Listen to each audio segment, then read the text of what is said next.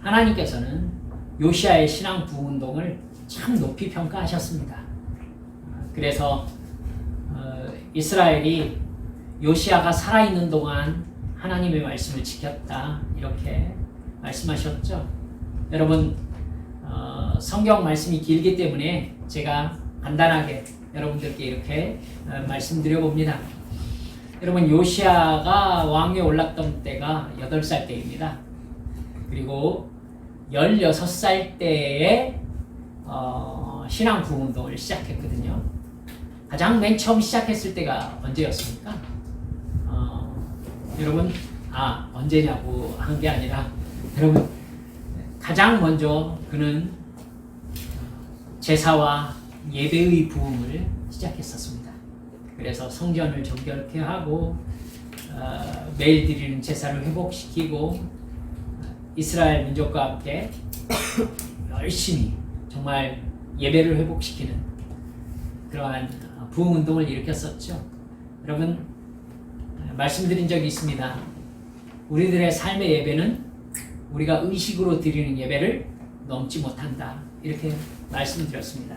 즉 우리가 함께 모여서 하나님 앞에 예배하고 하나님을 찬송하고 하나님 앞에 나의 구원의 은혜에 감사하는 그 예배를 올바로 드리지 못하는 사람들이 삶의 예배를 올바로 드릴 수 없다 이렇게 제가 말씀드렸었습니다. 그렇기 때문에 실제적인 영적 부흥운동 또 하나님께서 주시는 축복은요 언제나 처음 시작이 예배의 회복으로부터 예배의 부흥으로부터 하나님께 나의 모든 정성을 다하여 드리는 영과 진리로 드리는 예배의 회복으로부터 시작되는 것입니다. 여러분 그걸 잘 알았던 요시아가 예배 부흥운동을 시작했던 것입니다. 그래서 이스라엘 백성들이 하나님 앞으로 돌아오는 역사가 벌어졌었던 것이죠. 여러분 이제 내용들을 아마 지금 우리가 공부해가면서 어떤 부흥운동을 일으켰는가를 쭉 살펴보고자 합니다. 저번 주에는 서론적으로 쭉 살펴보면서 예배의 부흥 하나님 앞에 이렇게 살펴보았습니다. 하나님께서 사랑하시는데 하나님의 사랑이 우리가 죄를 지을 때는 징계로 나타나기 때문에 우리가 그것을 하나님의 사랑으로 인식할 수 없을 때가 많다. 우리가 하나님께 돌아가서 하나님의 말씀대로 순종하며 우리 주님과 동행하며 살 때에 하나님께서 우리에게 삶의 복으로 함께 해주시기 때문에 하나님께서 비로소 나에게 복을 주시는구나라는 걸 인식할 수 있게 된다. 이렇게 말씀드렸습니다. 징계도 물론 복이지만 우리 징계받음으로 하나님의 복을 경험하지 말자 이렇게 한번 작정해 보았었지요. 여러분 우리가 살펴본 지금 이 챕터의 제목이 하나님 앞에 겸손해야 할 때라는 제목으로 이렇게 살펴보고 있습니다. 하나님 앞에 겸손해져야 한다. 나를 낮춘다 라는 말을 역대기에서 아주 중요하게 사용하고 있다 이렇게 여러분과 말씀을 나누었었죠. 우리 한번 강의 한번 보시겠습니까? 하나님 앞에 겸손해져야 한다. 첫 번째가 우리는 하나님 앞에서 겸손해져야 된다 였고요. 두 번째가 뭐였죠? 하나님의 말씀 앞에 겸손해져야 된다 라고 했었고, 세 번째가 하나님의 백성 앞에서 겸손해져야 된다 라는 소 제목으로 해서 역대하 34장 말씀을 이렇게 쭉 살펴보고 있습니다.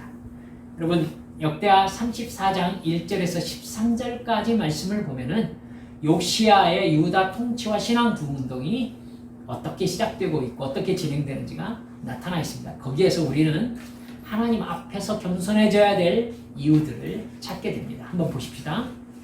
요시아의 유다 통치는요, BC 648년에 시작되었습니다. 그때 그는 겨우 8살이었습니다. 16살이 되었을 때에 그의 조상 다윗의 하나님을 비로소 찾기 시작했다라고 역대하 34장 3절에 나와 있습니다. 요시아는요, 그가 보고 따를 수 있는 신앙의 선배나 어떤 지침이 없었습니다. 그의 할아버지 므낫세가 55년간 이스라엘 왕 중에 가장 길게 통치했습니다. 그런데 이 양반이 그 시간 동안 사악하고 가증스러운 우상숭배의 삶을 살았던 거예요. 산당들을 세웠고 이방신들을 섬기면서 이방 사람의 가증한 일을 본받았다라고 33장 2절 말씀에 나와 있습니다. 여러분, 나라가 하나님을 버리고 나약해지자 아시리아가 침범에 들어왔습니다. 그래서 므낫세 왕이 포로로 끌려간 적이 있었어요. 그제서야 므낫세는 겸손해졌습니다. 그게 그의 마지막 때였습니다. 하나님은요, 므낫세가 하나님 앞에 진실로 회개하자 그의 회개를 받으셨어요. 참, 저는 아합도 그렇고요, 므낫세도 그렇고, 하나님께 회개할 때 하나님께서 그 사람의 회개를 받으셨다는 사실이 정말 놀라워요. 정말 놀랍습니다. 참, 우리 하나님 정말 사랑이 많으신 하나님이세요.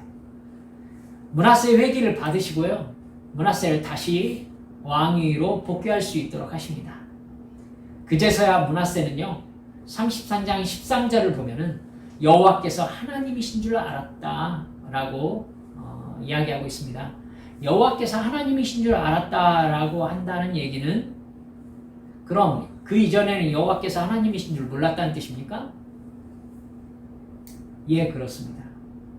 여호와께서 하나님이신 줄 모르고 누가 하나님인 줄 알았던 거예요? 바알이 하나님인 줄 알았던 거예요.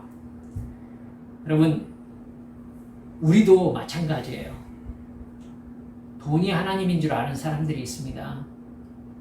나의 뒤를 봐줄 수 있는 능력 있는 사람을 하나님인 줄 아는 사람이 있어요. 내 건강을 섬기는 사람들이 있고요, 나의 지위를 하나님으로 여기는 사람이 있습니다. 여러분, 그건 모두 다 하나님을 섬기는 게 아니라 사실은 나를 섬기는 것입니다. 누가 나의 하나님이신가? 여러분, 정말 깊이 생각해야 돼요. 사실 말만 바알이지 그 사람들도 역시 자기를 하나님으로 삼고 자기의 이익을 하나님으로 삼았기 때문에 바알을 섬긴 거거든요. 바알을 하나님으로 삼고 자기를 높였던 거예요. 바알을 왜 섬깁니까? 자기가 출세하고 자기가 부유해지고 자기가 영광을 차지하려고 바알을 섬기잖아요. 마음이 겸손해진 사람들은 그게 아니라 하나님이 정말 하나님이시구나, 즉 여호와께서 나의 주권자시구나 라는 것을 깨닫게 됩니다. 므낫세는요, 그렇게 왕위에 복귀된 다음에요, 나름대로 개혁한다고 개혁했어요. 그러나 아주 미약한 개혁이었습니다. 미약한 개혁이 뒤따랐으나 50년 동안 걸어온 사악한 것들을 벗어던지고 원래의 모습을 회복하기에 충분할 수가 없었습니다. 요시아는 그때 겨우 6살 때쯤이었습니다. 여러분, 므낫세의 아들 아몬이 왕위에 올랐습니다. 여러분, 아몬은 그러니까 요시아의 아버지가 되는 것이죠. 아몬은요, 므낫세의 사악한 길을 그대로 따라 행했습니다. 2년간 다스렸어요. 그런데 그 악을 하나님이 즉각 심판하십니다. 신하들에게 암살당했어요. 그래서 8살이던 요시아가 왕위를 물려받게 된 것입니다. 여러분, 근데 왕위에 올라서 그는 참 어린 청소년임에도 불구하고 그는 자기가 본받아야 될 모델로서 할아버지나 아버지가 아니라 다윗 왕을 택하는 모습을 볼 수 있습니다. 다윗의 길로 행했다라는 표현은요, 삶에서 거룩함과 의로움의 길을 걸었다라는 뜻입니다. 그는 좌우로 치우치지 않았습니다. 생각, 행동, 성향 등이 그가 롤모델로 삼았던 다윗의 길에서 벗어나지 않았습니다. 그는 16살 때부터 하나님을 진정으로 찾기 시작했습니다. 죄와 무관심으로 채워진 마음은 하나님의 사랑과 역사가 스며들 수 없는 마음입니다. 하나님은 신앙 부흥의 역사를 일으키시기 위해서 무엇보다도 부드럽고 겸손한 마음을 찾으십니다. 요시아에게는 극복해야 할 많은 장애물들이 있었습니다. 할아버지 므낫세의 사악한 통치, 아버지 아몬의 죄와 잔인한 죽음, 황폐된 성전의 상태와 백성들이 완전히 잊고 있는 율법, 이 모든 악재들 속에서도 하나님을 찾습니다. 어렸을 때 하나님을 찾은 것이 그의 삶에서 참으로 복된 것이라고 말할 수 있습니다. 어렸을 때는 투명하고 열려진 마음으로 겸손하기 쉽기 때문입니다. 하나님께서 마음을 낮추는 것이, 여러분, 나이가 들수록 우리는 하나님께 내 마음을 낮추기가 어려워져요. 여러분 경험하셨죠? 그래서 우리가 중고등학교 때에 어쩌면 참 순수한 마음으로 하나님을 사랑하고 사모하는 마음을 가지게 되는 것을 우리가 경험할 수 있습니다. 저도 중고등학교 때 참 큰 은혜를 받았던 기억이 납니다. 여러분, 그래도 늦게 예수 믿고 깨달아도 하나님 앞에 마음을 낮추는 참된 겸손이 성령님의 감동하심을 통해서 우리의 인생에 잘 자리 잡기를 주님의 이름으로 축원합니다. 요시아가 20살 때쯤 되었을 때예요. 그는 예루살렘에서부터 시작해서 므낫세에 이르기까지, 여러분 므낫세가 여기서 할아버지 므낫세를 얘기하는 게 아니라요, 이스라엘 맨 북단에 뭐가 있었죠? 단이 있죠. 단지파가 이스라엘 맨 북단에 삽니다. 여러분 그 단지파는요 영지가 아주 작아요. 작습니다. 혹시 여러분들께서 이렇게 인터넷 들어가셔서요 12지파의 땅 이렇게 한번 쳐보세요. 그러면은 지도가 이렇게 나올 거예요. 아마 이 중에서 가장 넓은 땅을 가지고 있는 지파가 어떤 지파일까 한번 찾아보세요. 그러면 므낫세 지파인 걸 여러분 아실 수 있을 거예요. 므낫세 지파는요 요단강 동편에도 굉장히 넓은 땅을 가지고 있었고요, 요단강 서편에도 넓은 땅을 가지고 있었습니다. 근데 그게 이스라엘 가장 북쪽에 위치해 있어요. 그러니까 므낫세 지파의 땅 바로 옆에 단지파가 있는데, 단지파가 한가운데로 가장 높은 데 있어요. 그렇기 때문에 사실은 므낫세 지파와 높이는 거의 같아요. 근데 이제 므낫세가 영지가 넓기 때문에 이렇게 표현을 한 것입니다. 그러니까 므낫세에서부터 예루살렘까지 하면은 이스라엘 전체 이렇게 이야기할 수 있게 됩니다.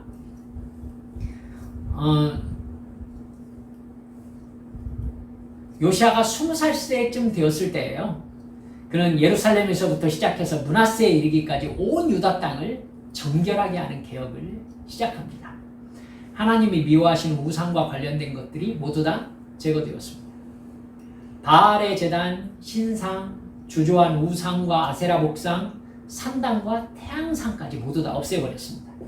뿐만 아니라 우상들을 빻아가지고요 가루를 만들어서 우상에게 제사하던 자들, 우상에게 제사하던 제사장들의 무덤에 뿌려가지고 저주를 나타냈습니다. 거짓 선지자들의 죽은 뼈를 우상 숭배하던 제단에서 다시 불살라버렸습니다. 그래서 유다와 예루살렘이 정결하게 되도록 했습니다. 여러분, 그건 요시아도 몰랐겠지만요, 북이스라엘을 세운 여로보암이 금송아지를 베델과 단에 두고 경배할 때에 하나님이 예언하신 내용이 성취된 것이었습니다. 여로보암이 베델에서 금송아지 제단에 분향할 때 선지자가 제단을 향해서 예언한 말씀이 있었습니다. 여러분과 나눈 적이 있었죠? 열왕기상 13장 2절 말씀인데요. 제단아 여호와께서 이와 같이 말씀하시기를 다윗의 집에 요시아라 이름하는 아들을 낳으리니 그가 내 위에 분향하는 산당 제사장을 내 위에 제물로 바칠 것이요 또 사람의 뼈를 내 위에서 사르리라 하셨느니라. 여러분 실제로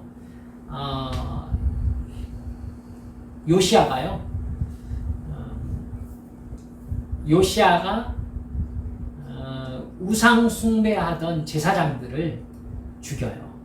그래서 그 사람들을 그 제단에서 실제로 불살라버립니다.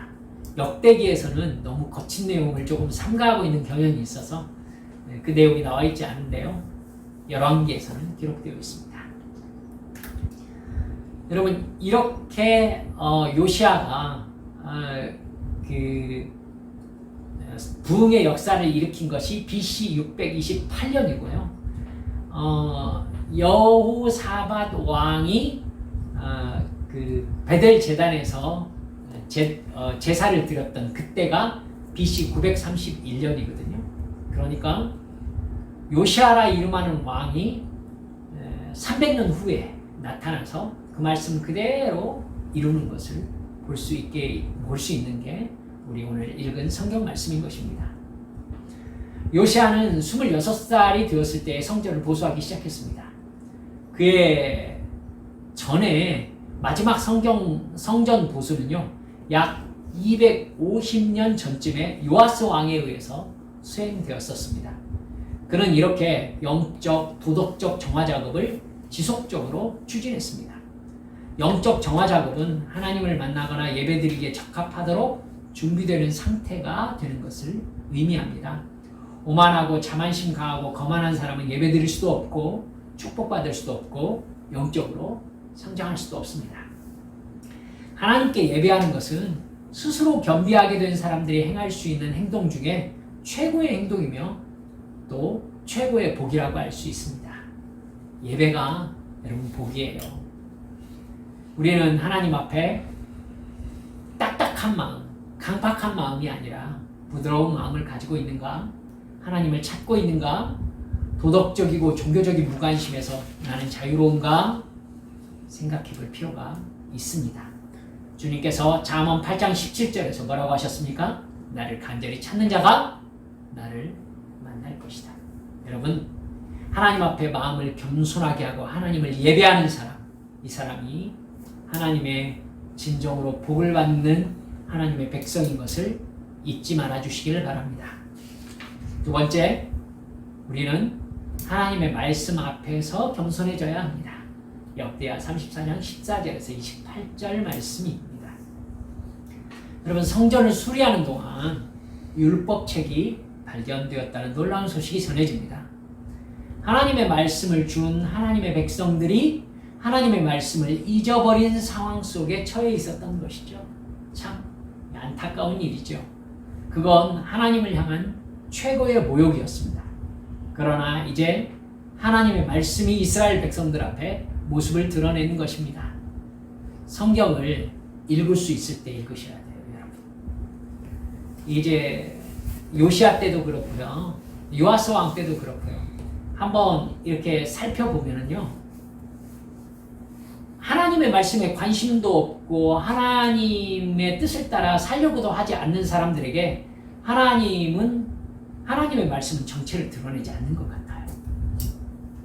여러분, 아합 왕이 또 므낫세 왕이 하나님의 말씀을 발견했다는 소식은 전혀 없거든요. 하나님이 긍휼히 여기실 때, 우리를 사랑하실 때 하나님의 말씀을 읽으라고 하세요.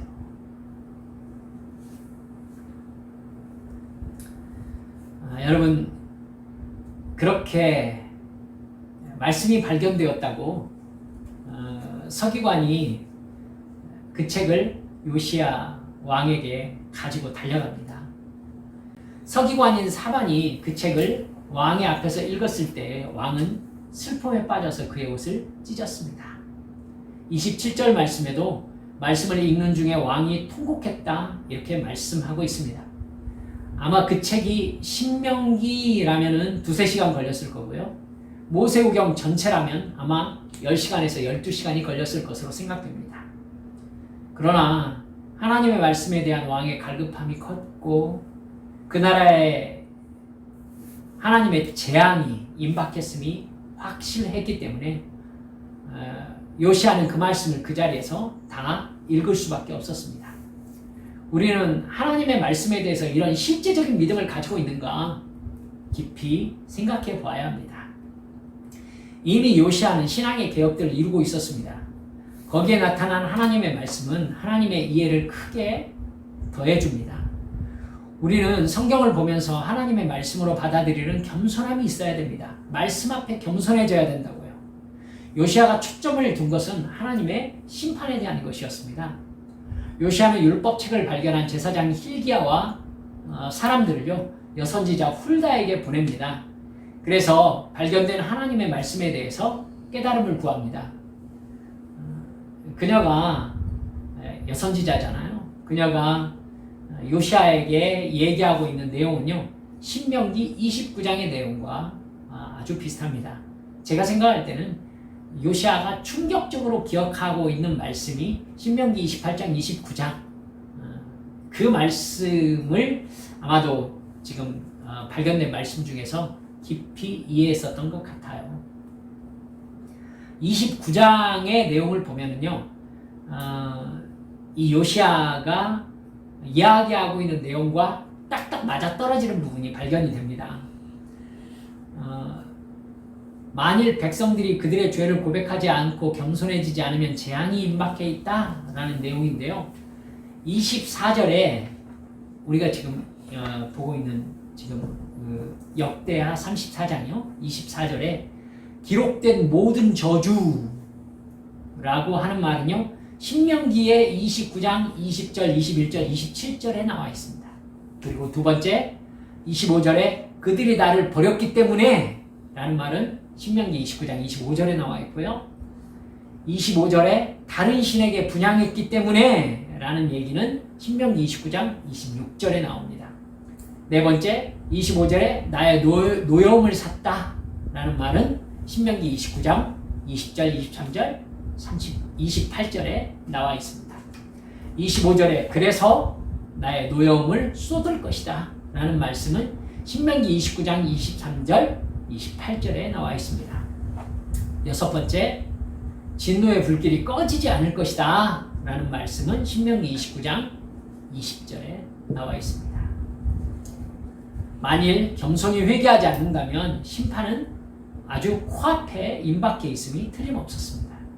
그러나 이 심판의 말씀에 대해서 비록 자기 책임이 아니라고 말할 수도 있었지만 스스로 무거운 책임감을 느끼면서 어떻게 해야 하는가라고 묻는 사람이 있다면 소망이 있습니다.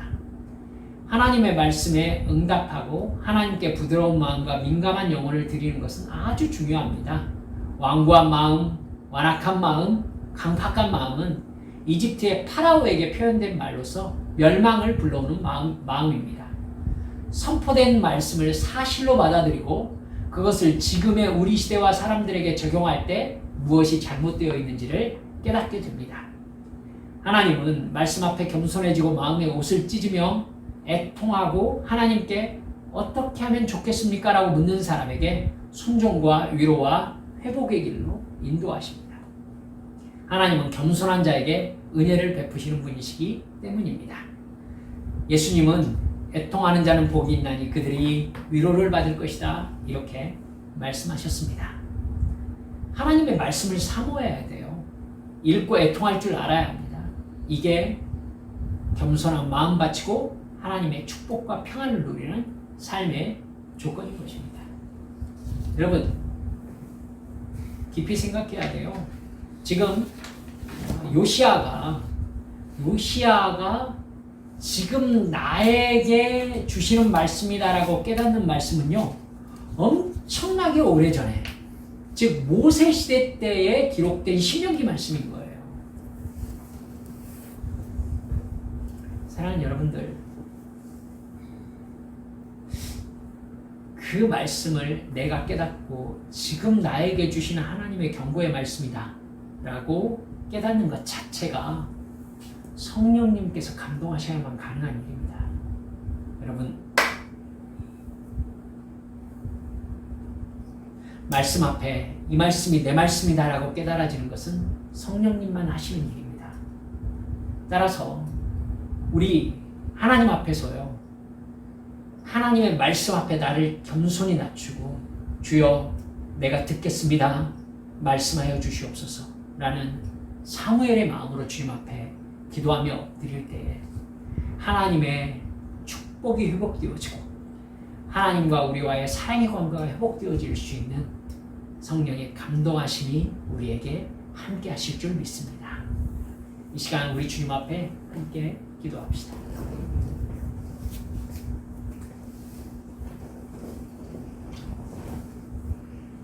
하나님은 약속을 지키시는 하나님이십니다.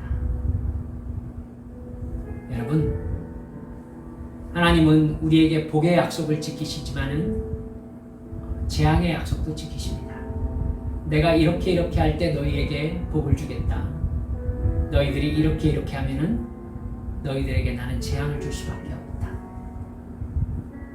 여러분, 그 하나님의 말씀을 두려워할 줄 알아야 합니다. 그걸 두려워할 줄 모르는 교만한 마음 때문에 파라오가 아들을 잃고 자기도 생명을 잃는 상황에 놓였던 것입니다. 여러분, 이 시간 우리 주님 앞에 내가 하나님께서 주신 말씀 앞에 겸손히 나를 낮추고 하나님의 말씀에 순종하는 자리로 돌아갔었던가, 아니면은 그냥 그렇지 하면서 쓱 지나가 버렸던가, 또 그 결과는 무엇이었던가 한번 돌아봅시다. 이 시간 기도할 때에 주님, 내게 주시는 하나님의 말씀, 성령님의 감동하심으로 깨닫게 하실 때에 순종의 자리로 나아가서 주여, 우리 주님과의 온전한 사랑의 관계, 우리 주님을 온전히 경배하는 예배자로서의 내 모습이 회복되어질 수 있도록 주님 내게 신앙의 부흥을 부어주시라고 이 시간 주님 앞에 함께 통성으로 기도하시겠습니다.